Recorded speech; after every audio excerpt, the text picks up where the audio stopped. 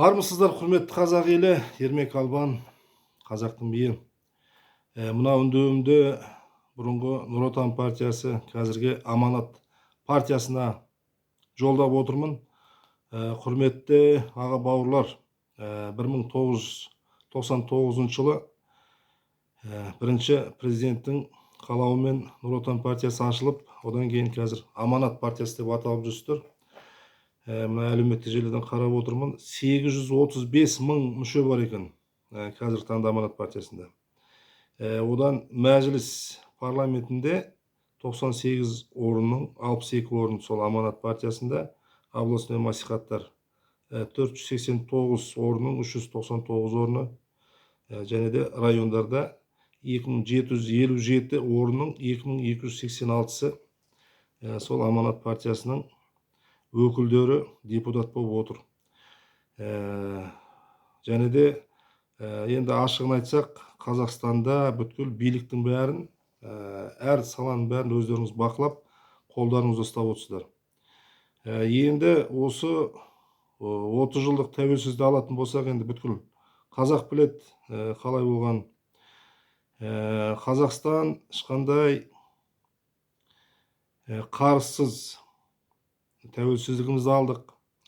Қанша заводтар, фабрикалар жұмыс жасап отырды.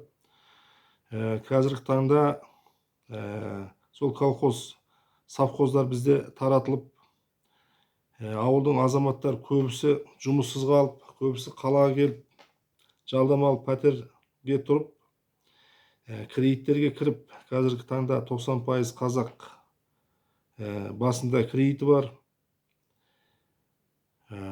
Онымен қоса мемлекетімізде 200 миллиардтың төңірегінде қарызымыз бар басымызда.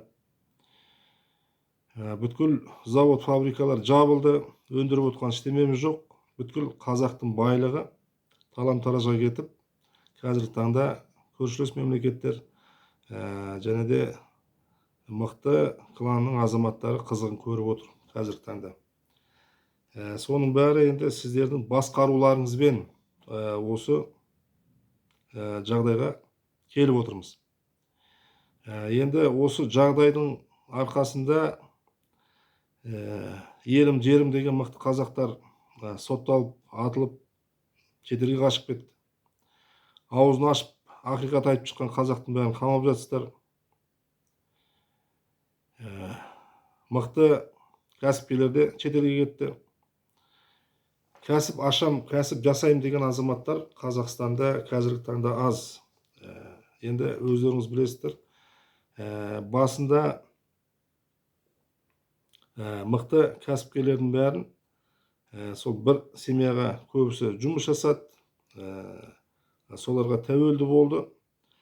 Триллиондап қазақтың байлығы тоналып жатыр. Әлі күнге шейін сондай жағдайда отырмыз. Сол құрметті аға бауырлар, Аманат партиясының азаматтары.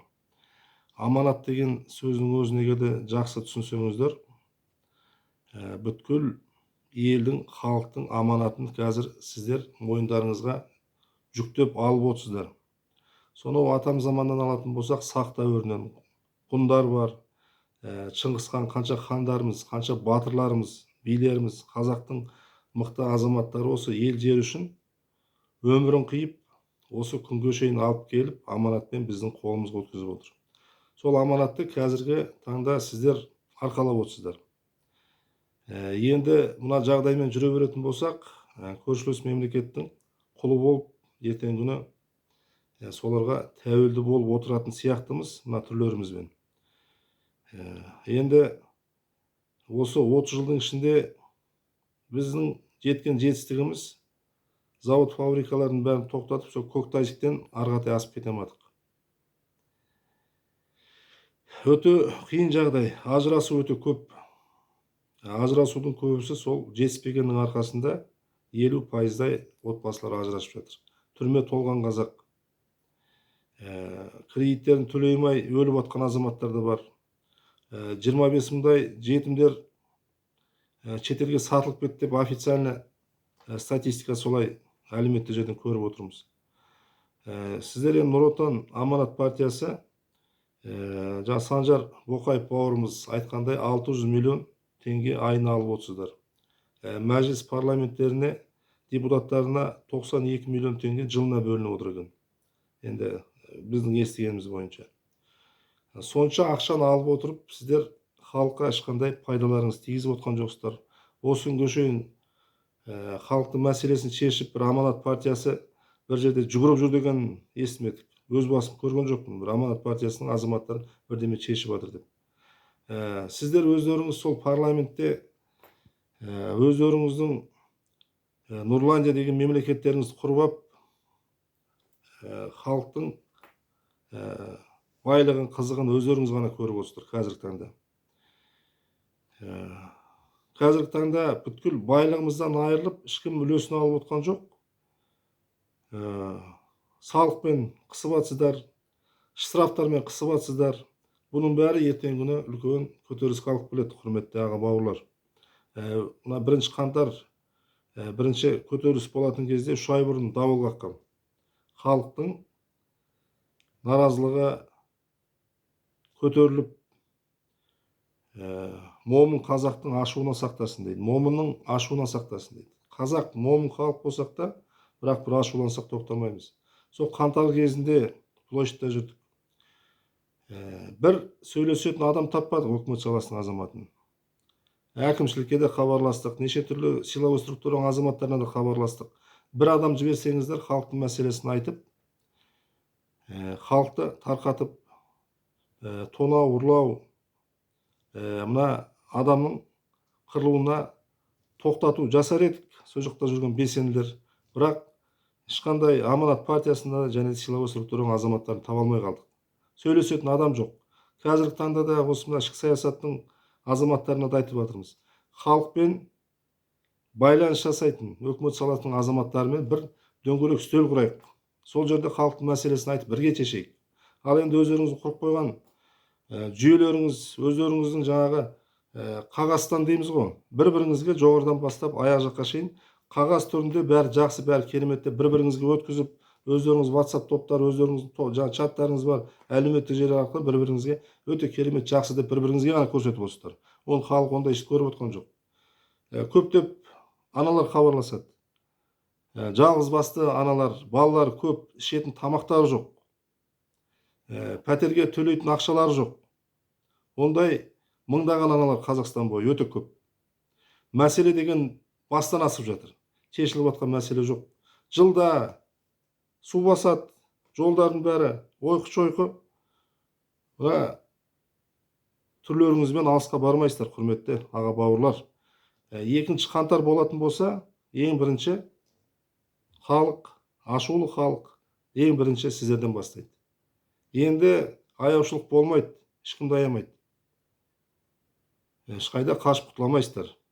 Қай жерге барсаңыздар да қазақтар тауып алады. Сол үшін құрметті аға бауырлар, бәріміз бір кемеде отырмыз, бір қазақтың баласымыз. Ата-бабаларымыздың аманатын мойнымызға арқалап, сол аманатын аман есен осы қазақтың жерін сақтап қалып ұрпағымызға өткізейік. Бірге бәріміз жаңа Қазақстан бірге құрайық. Ескі Қазақстанның азаматтарымен жаңа Қазақстан құра алмаймыз. Үлкен азаматтар пенсияға шығып, немерелеріңізді, шөберелеріңізді бағып отырыңыздар. Жастарға орын беріңіздер. Әрқашан айтамын, бұл өмірдің ақиқаты ол өлім. Әрқайсыңыз өлесіздер, бәріміз өлеміз. Ертең тұрамыз ба, тұрмаймыз ба, бір Құдай біледі. О дүниеге барғанда ертең күні сол ата-бабаларымыздың алдына барамыз. Қай бетпен барасыздар? Алла тағаланың алдына барамыз. Қай бетпен барасыздар? Мына дүниеде жинаған байлықтарыңызды о дүниеге алып кете алмайсыздар. Ертең күні ұрпақтарыңыз жауап береді. О дүниеде мәңгі бақи өздеріңіз жауап бересіздер. Соны ұмытпаңыздар. Facebook парақшасына қабір азабы деп шығарып қойдым. Оны көрсеңіздер де болады. Енді Құдайға сенбейтін атеисттер болсаңыздар да, жаңағы научный эксперименттер, нелердің бәрін көрсеңіздер болады. О дүниеге өткеннен кейін адамның жанын денесіне кіргізіп, періштелер сұрақ жауап болады. Сол сияқты мәңгі бақи істеген іс-әрекеттеріңізге жауап бересіздер, соны ұмытпаңыздар. судында сұрау болады дейді қазақта. Аманатқа қиянат жасамаңыздар, құрметті аға бауырлар. Біз Қазақстан бойы осы мына билер одағын ашып, өз ақшаларымызбен, мына миллиондап қанша ақшамыз жұмсап, осы билердің ұйымын құрып, халық үшін қызмет жасасақ деп шапқылап жүгіріп жүрміз. Соның өзі бізге тиіспей бастадыңыздар. Маған тиістіңіздер, осы Аманат партиясы. Мына Алматы облысында ішкі саясаттың бастығы болып істеген азамат сол парламентке барып, мен туралы жалған ақпараттар таратты Аманат партиясының атынан. WhatsApp-тарды жаңағы Ермек Албан өлімді де шеше береді екен деп. Ол жерде астарлы ақиқатқа алдап апарып, мен қаралап, билердің атына қара жапқыларыңыз келді. Қазіргі таңда мына сол маған қара жапқан мәжіліс депутаты Аманат партиясының сол Алматы облыстан барған атын ұмытып қалдым. Сол азамат біздің мына билер алқасын құрған ұйымымызды алдап, юрист қазіргі таңда Алмабаев деген азамат сотты болып жатыр, істі болып жатыр. Сол азамат президент Тоқаевқа импичмент жасап, орнынан аламыз деп жүрген азаматты сол Аманат партиясының азаматтары қолдап жүрсіздер. Сол сіздер өздеріңіз шешіп алсаңыздар, кімді қолдап жүрсіздер? Бірінші президентті қолдайсыздар ма, екінші президентті қолдайсыздар ма, халықты қолдайсыздар ма? Кім жақтасыздар, өздеріңіз шешіп алсаңыздар, құрметті Аманат партиясының азаматтары. Мына қанша ақша жинасаңыздар да о дүниеге алып кетпейсіздер. Екі адам білген құпия, ол құпия емес дейді. Ертең күні істеп жатқан істеріңіздің бәрі, жеп жатқан ақшаларыңыздың бәрі ертең күні халық білетін болады. Ертең күні халықты, қазақты тонаған, қазақты халықтың ақшасын жеген азаматтар ертең күні жаназасы шығарылмай бөлек жерленетін болады. Ертең күні қара бет болып, бүткіл қазақ тарихымызда көрсетіп отырамыз, осындай азаматтар халықты тонаған деп.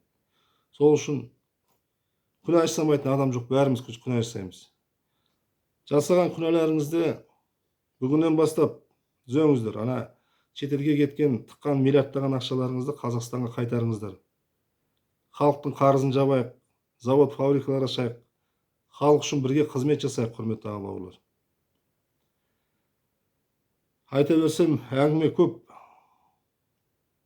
Мына билер алқасымен біз қазір мемлекетке қарсы, жүйеге қарсы әрекет жасап отқан жоқпыз. Біз ата-бабаларымыздың салып қойған жолымен жүрейік деп тірлігіміз жасап жатырмыз.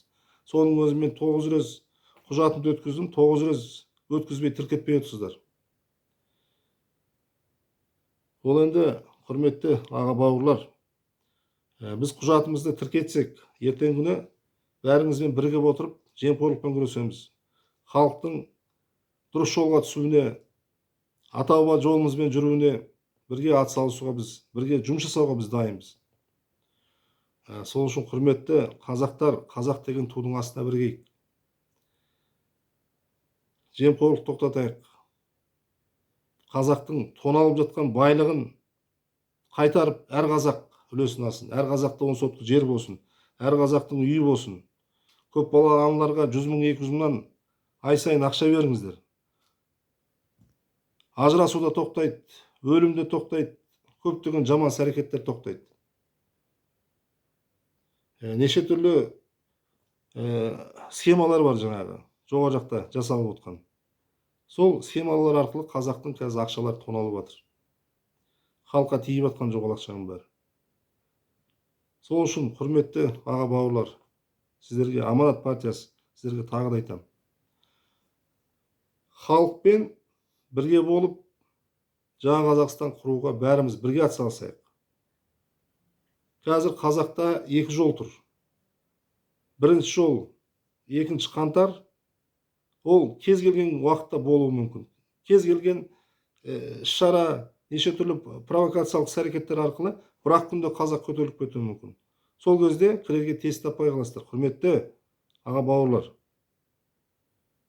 Немесе бәріміз бірігіп отырып, жаңа Қазақстан құрып, бірге қызмет жасайық халық үшін. Сол, құрметті Аманат партиясы. Бір болайық, бірге болайық, жаңа Қазақстан бірге құрайық. Рахмет.